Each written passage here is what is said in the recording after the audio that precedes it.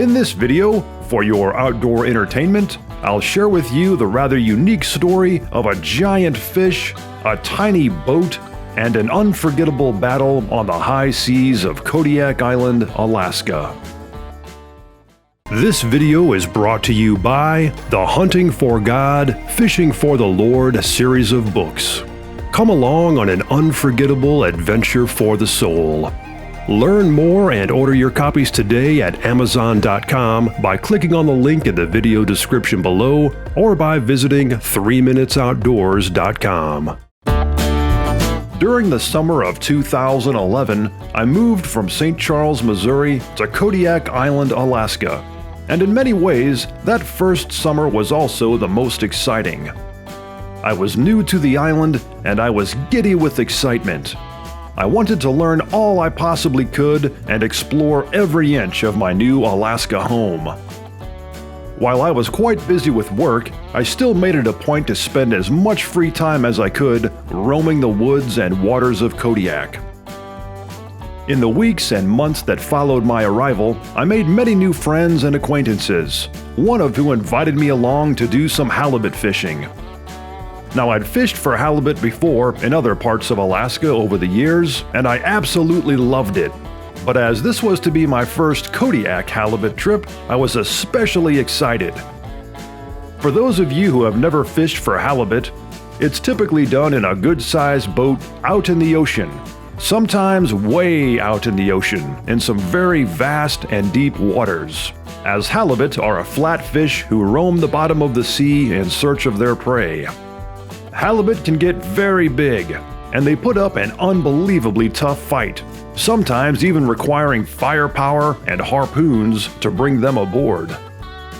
Along with being a big, tough fish, they're also delicious, as halibut is esteemed all around the world as a prized fish for the dinner table.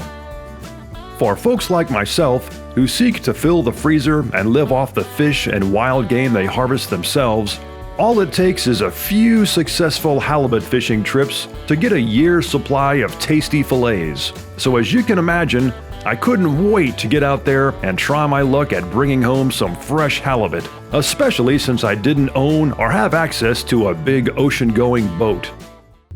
Well, as it turned out, the person I went fishing with on that fateful trip didn't have access to a big ocean-going boat either. That morning, he picked me up in his pickup truck, which had a small, beat-up aluminum rowboat in the back. Now, I didn't think much of it at the time, and I figured that we'd be using that smaller boat to get out to a larger one that was tied up on a mooring anchor somewhere, as is commonly done around Kodiak. As I soon found out, though, that was not the case. We were, indeed, going to head out to sea in search of halibut in that small, beat-up aluminum rowboat. Thus, upon arriving at our secret fishing location, we loaded up the tiny boat with all of our halibut fishing gear, including our life jackets and safety gear, and started paddling away, out from the calm waters of the bay and into the open sea. Now, I have to admit, I was a little nervous, as the tide was coming in and the waves were getting larger and larger the farther we went out.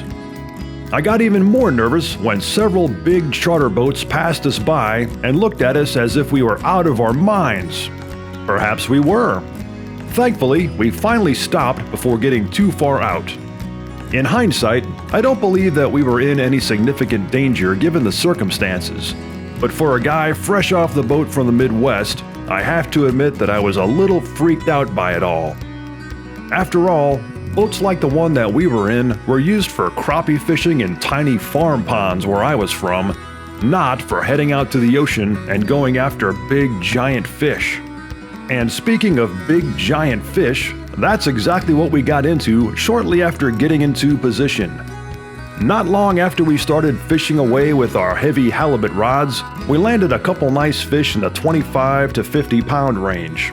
And shortly after that, I hooked into one much bigger. I didn't get any of the fish battle on video, unfortunately, but it was quite a fight. Upon getting back to the beach and taking a good look at that giant halibut, I realized that this was indeed the biggest fish I had ever caught. And most notably, I caught it from the smallest boat that I had ever fished out of.